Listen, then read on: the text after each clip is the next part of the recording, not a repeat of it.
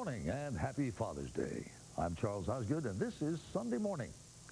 Let the records show that this is a special Father's Day for two good reasons. For starters, it is the 100th observance since the tradition started in Spokane, Washington back in 1910. And it is a special Father's Day for us because we'll be visiting with the man you might call America's father-in-chief. Harry Smith will be reporting our cover story. Ladies and gentlemen, the President of the United States. When he's not really busy being President of the United States, he's first dad to Malia, age 10, and Sasha, age 8.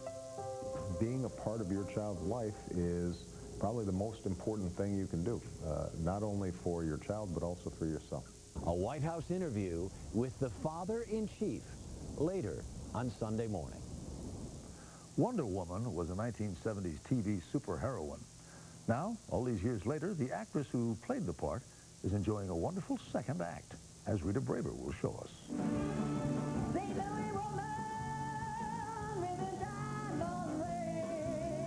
She's launched a singing career. But Linda Carter has never backed away from the character that made her famous.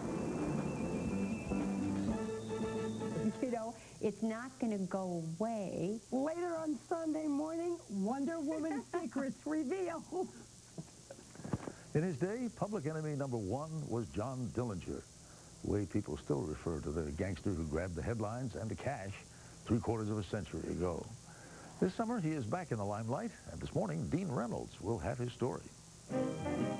In the depths of the Depression, an outlaw hero emerged from a sleepy town in the Midwest. His name was John Dillinger. 75 years later, John Dillinger is back in a new movie starring Johnny Depp. You know, to me, he was kind of a man of the people. I mean, there is a Robin Hood edge to John Dillinger. We'll unlock the real story of John Dillinger later on Sunday Morning. Staying the course is a phrase one group of athletes takes very much to heart. Bill Geist will show you what we mean. Good job. The most phenomenal golfers we've seen aren't on the PGA Tour. Hello, everybody, and welcome to Mount Kisco, New York, in the 32nd Annual Masters of Blind Golf. Blind golf? Really? Later on Sunday Morning. Bill Whitaker explains why owners of parrots squawk about their pets. David Turcamo tracks down the elusive graffiti artists of Paris. The fast draw names names. Baby names, that is. And more. But first, here are the headlines for this Sunday morning, the 21st of June, 2009. It is another tense day in Iran. The country has seen more than a week of massive protests in the wake of its disputed presidential election. And while the Iranian government is acknowledging the demonstrations have turned deadly, President Obama is warning against, quote, unjust actions against its own people. Elizabeth Palmer has more from Tehran.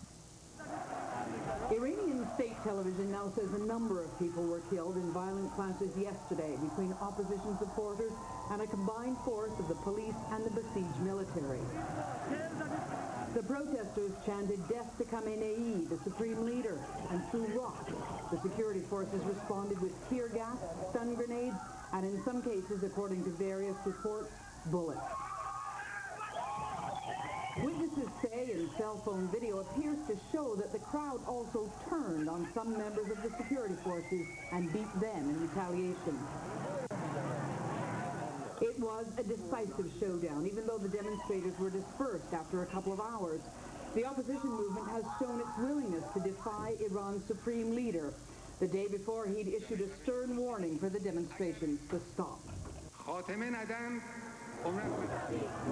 So far, the opposition leader and defeated candidate Mir Hossein Mousavi has not announced another public demonstration today, but he is calling for a general strike if